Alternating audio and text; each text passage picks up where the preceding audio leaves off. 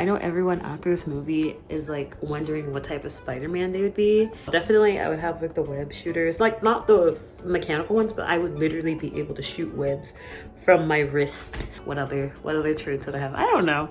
I'd be a cute Spider-Man. I mean, spider, I don't know. I want to be like, you know, the funny one. I mean, I guess they're all funny. The cute one who shoots like flowers from her wrist and like wears pink. Even though I'm not wearing pink right now, but that's the type of Spider-Man. Hello. It is Brina here and welcome to Show Me, the channel where I show you about my life. We watched Spider-Verse. I loved it, number one. I feel like I always say this. I love the movie. It's not really hard to make me love a movie. You just have to keep me entertained. You have to have a good story, a good plot, some good characters. And it had all of that. Let me just make it clear right now. I'm a movie girl, okay? I'm not a comics girl, I'm a movie girl. So if I get some things wrong about Spider-Man or the universe or things like that, please don't kill me, okay? Like the only comics I ever read was Archie comics, okay? But I am a movie girl, okay? A movie girl. So everything I refer to is like from in terms of movies. So we're talking about Spider-Verse in this video. Not gonna be a full review or a full like recap because I don't even think I had the brain capacity to do that. Like I was watching it more as like a casual viewer rather than like a reviewer.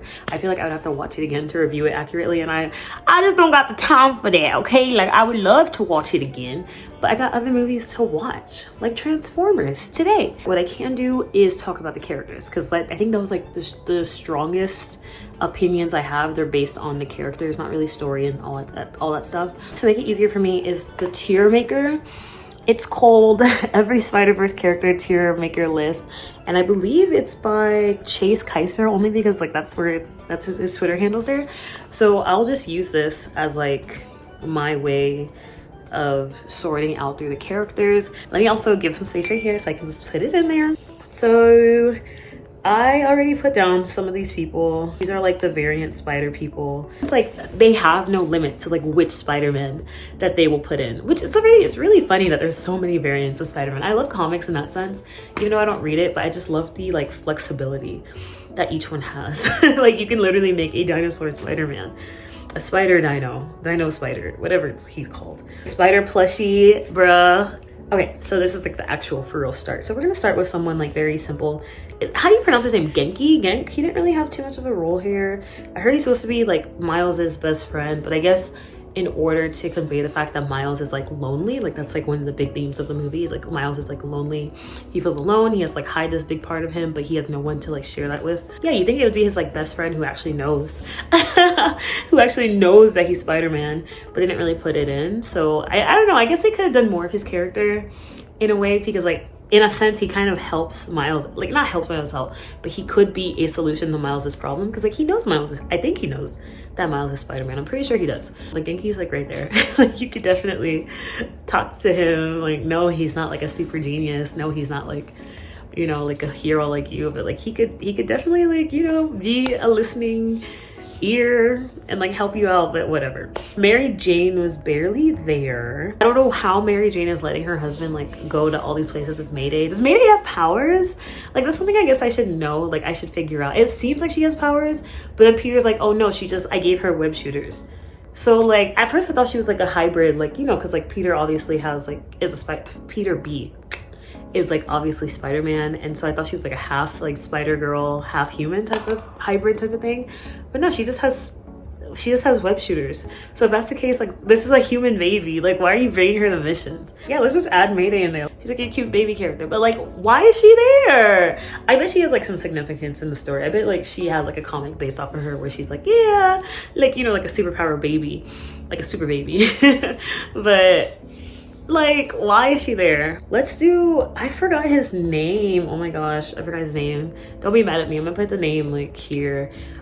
This guy is so emo, it's like not even funny. Actually, it's very funny how emo he is. I feel like I've seen this Spider-Man get parodied before, where it's like he's always describing everything. I am listening to the air and I'm walking and I'm rolling on the floor. And it's like, bruh, like I know for a fact I've seen something like that. If you can remember what the media is that has made fun of this Spider-Man before, like, please let me know. I love how he's supposed to be taken seriously and he's part of like this, I mean, for only for a short amount of time, but like he's part of the team to like catch Miles, and he gets like KO'd like so quickly, it's not even funny. And like how he's like, my well-defined muscles, like bruh, needs help. But he would be like, I would eat dinner with him. Okay, let's do this guy. What's his name? This is not Vulture. Is it Vulture?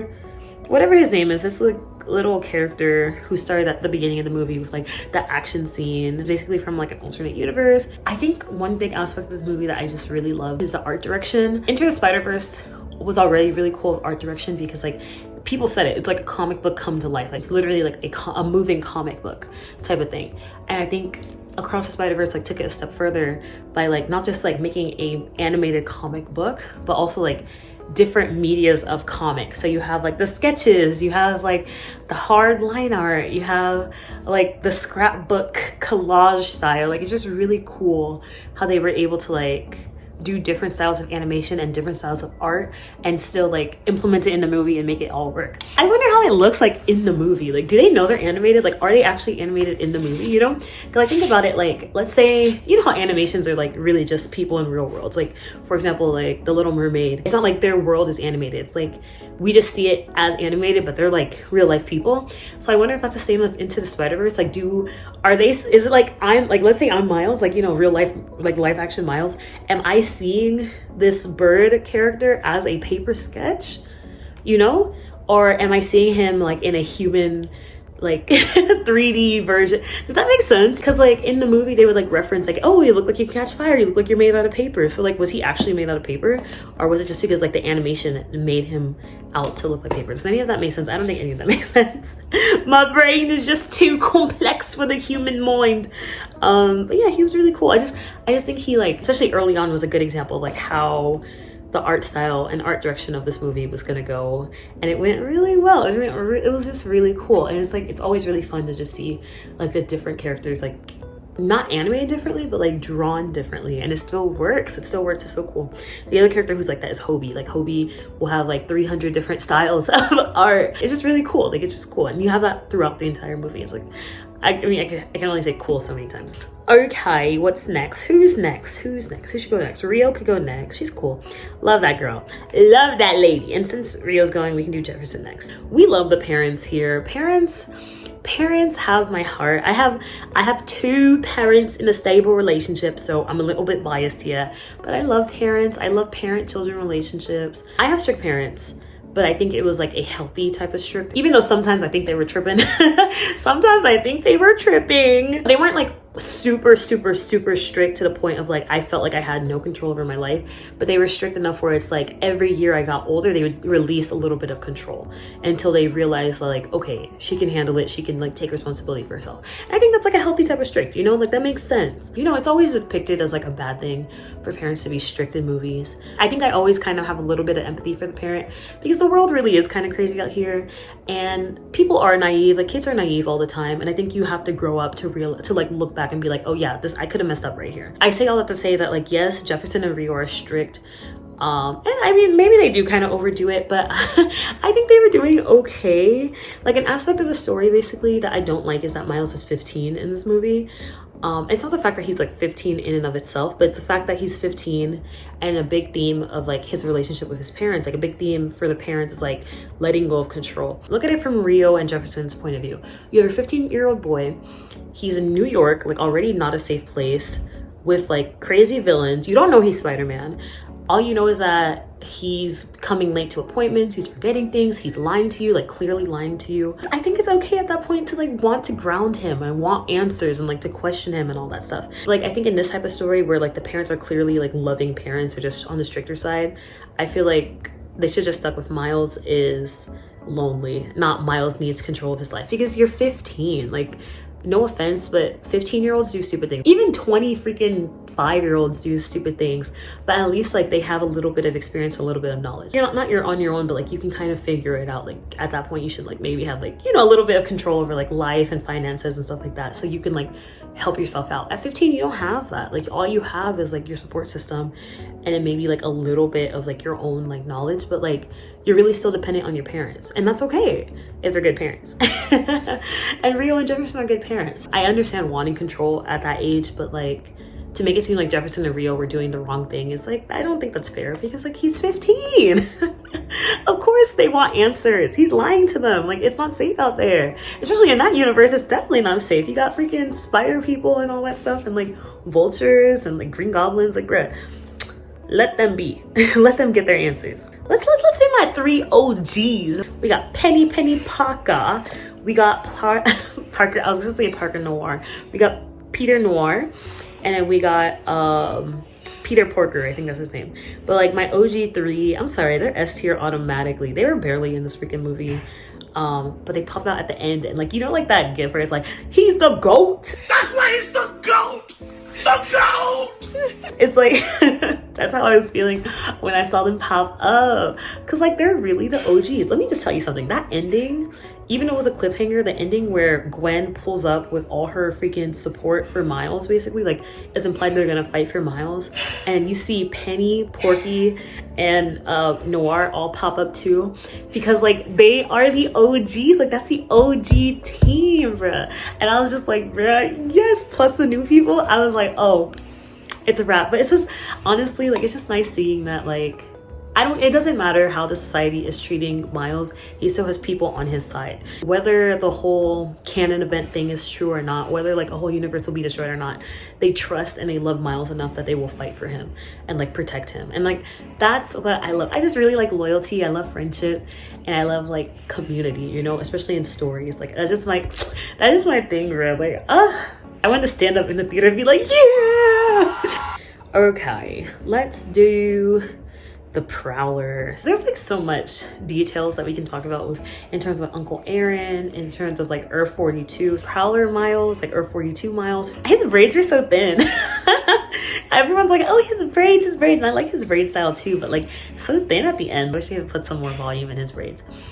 But the point is, both Prowlers are really cool. I don't know how to describe it, bro. Like it's just got really dark at the end. Like Earth 42 is like a very dark area, and the fact that like both Earth 42 Aaron and Earth 42 Miles like they just lack like empathy. Like, you know, they look so hurt and like broken and just like empty.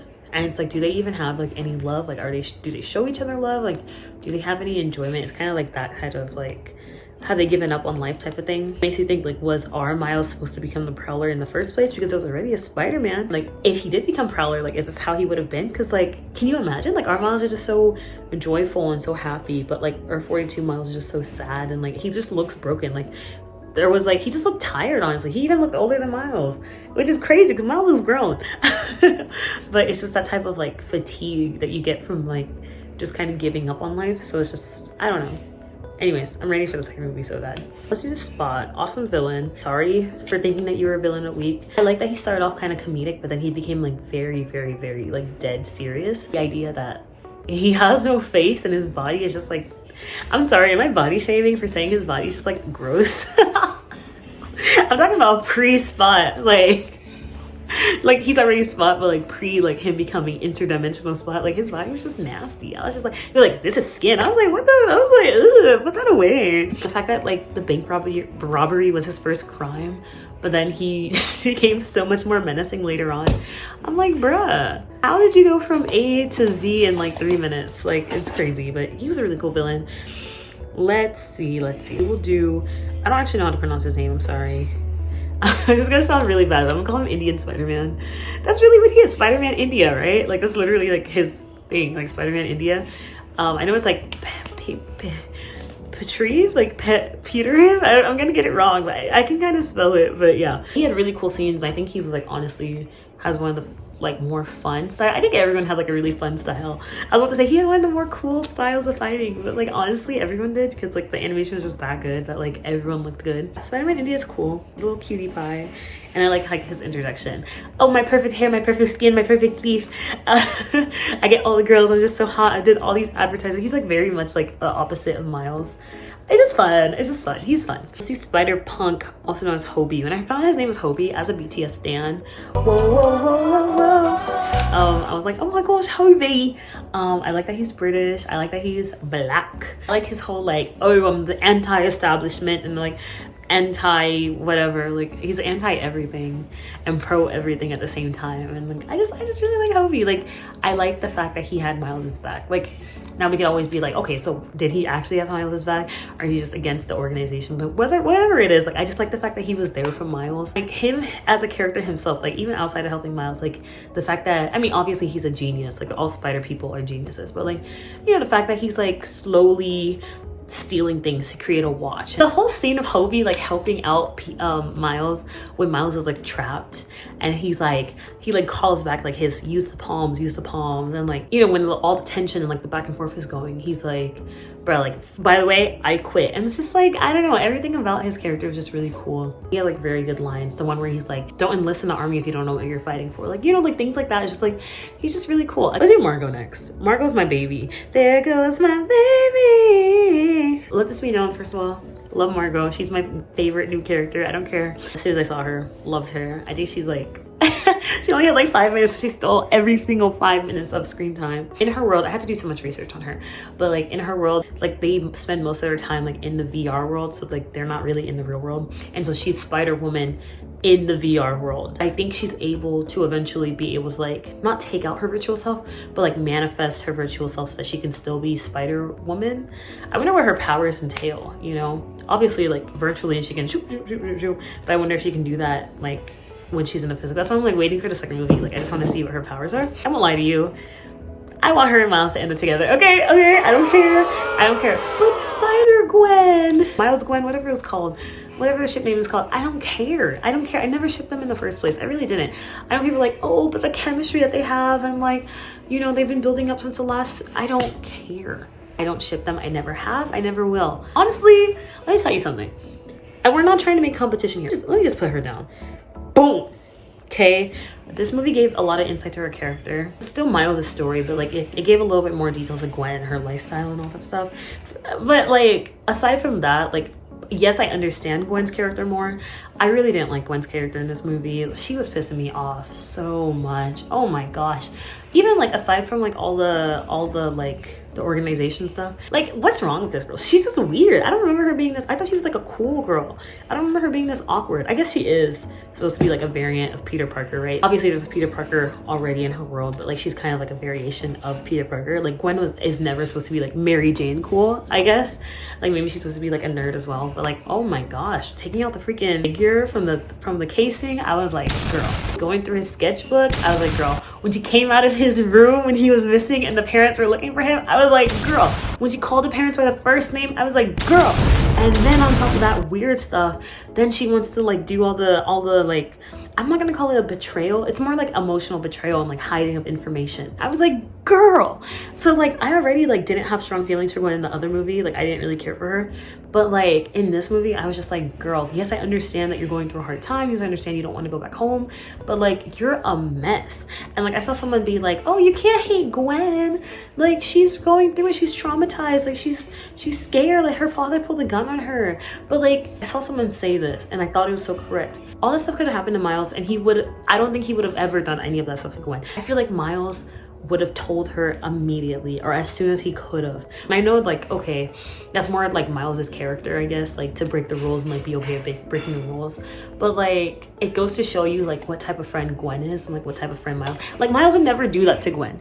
All the stuff that Gwen did to Miles, he would have never done that to her, in my opinion. Okay, so yeah, Gwen, you're on thin ice. Also, back to the original plot of the story. The original plot of the story is that yeah, I never shipped them together. I don't care, whatever it's called, like Ghost Spider or whatever. That's her name actually. Ghost Flower, Miles, Gwen, whatever it is, I've never shipped them. I don't care what kind of buildup there is. I feel like at the most they can be friends and that's it. And so yeah, I need Flower Bite to happen. I need Margot Miles to happen, okay? I keep looking at like, I'm trying to find like fan fiction and I can't find any. I kid you not, I'm about to write my own, and I never write my own.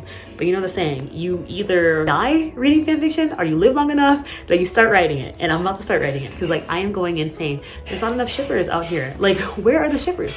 People don't ship like they used to. Let's just go with her brother, Peter B. Now Peter B, oh my gosh, Peter B disappointed me so much this movie. I know people are like there's like a discussion going on. It's like, okay, did Peter B betray Miles the same way that Gwen betrayed Miles? If you could consider like what Gwen did to Miles as betrayal. Honestly, at first I feel like yes, you can say even before the chase, like maybe the chase he wasn't trying to catch Miles, he's just trying to talk to Miles.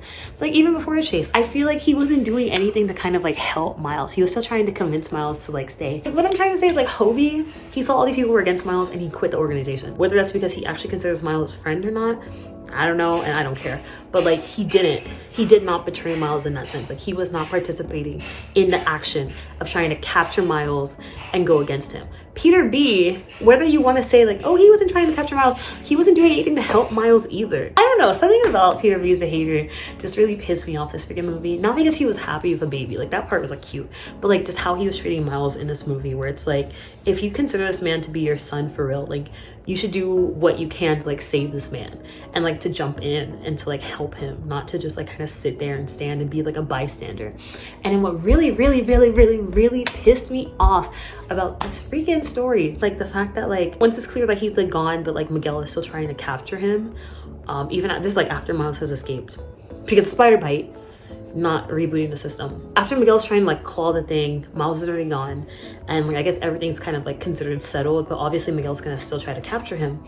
Peter B just goes back home to freaking Mary Jane. Like I don't like the fact that Gwen Stacy is the one who had to get Peter B to like kind of join the squad in order to find Miles. I wish Peter B had taken initiative, because Peter B was dead ass about to just be like, yeah, Mary Jane, we're just gonna sleep here with the baby with Mayday and call it a day. Like, girl, your friend, your son allegedly is out there being hunted by this maniac, this crazy man, and you're just gonna sleep with your wife?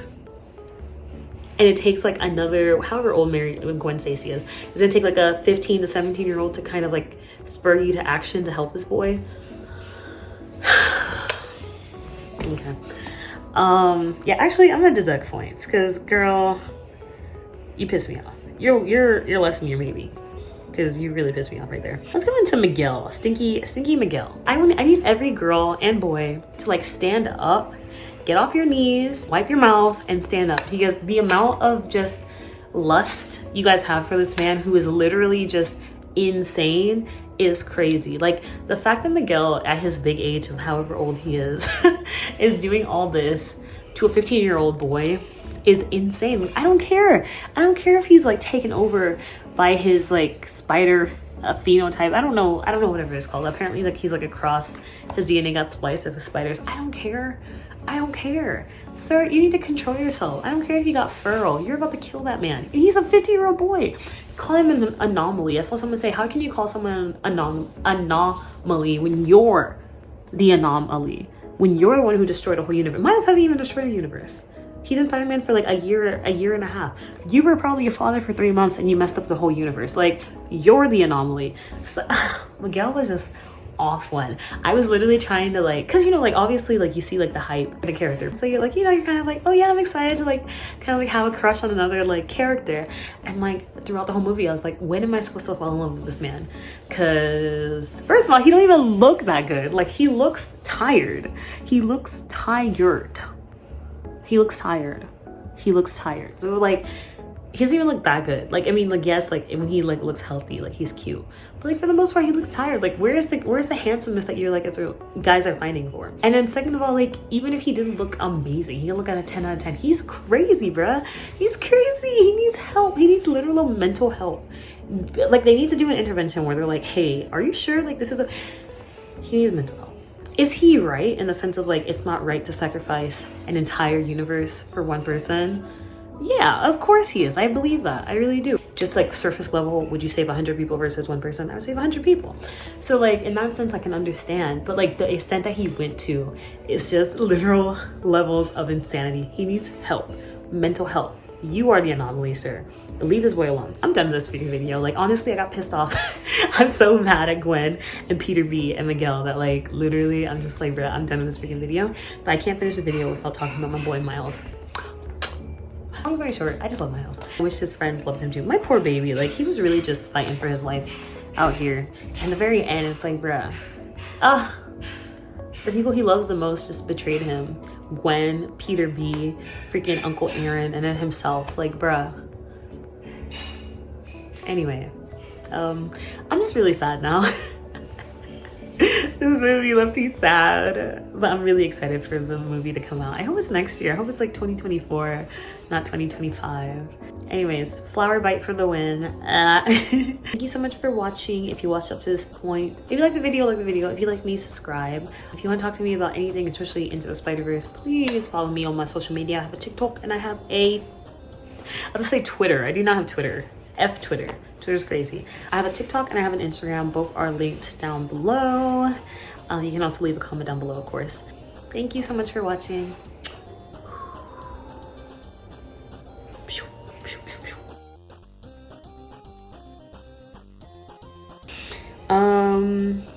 I don't know who this is. Is this regular Peter? I don't really care for him. I'm gonna watch Transformers today in 4D. I'm surprising my cousin with it, and I'll tell you how it goes. Like, it'll be fun. I've always wanted to watch a movie in 4D. We'll see. I'm happy Transformers like an action movie, so like maybe like we'll really get like tossed around. But it's really like a surprise birthday present for my cousin. It's also like a surprise for me because like I really want to watch 4D. So it's like a double whammy, you know? It's like a kill two birds with one stone. But right, Spider-Verse.